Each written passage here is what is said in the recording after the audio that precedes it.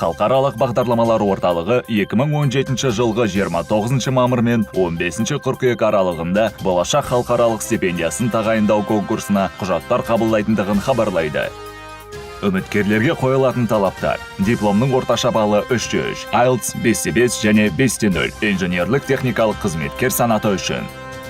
Стипендия магистратура, докторантура, резидентура, ғылыми тағылымдама бағдарламалары бойынша тағайындалады. Жалпы конкурс жаңа санаты енгізілді.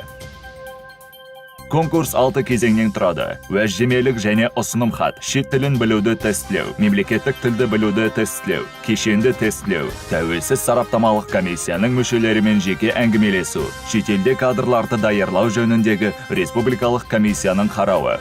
Құжаттарды egov.kz сайты, халыққа қызмет көрсету орталығы және Астана қаласындағы халықаралық бағдарламалар орталығы арқылы тапсыруға болады.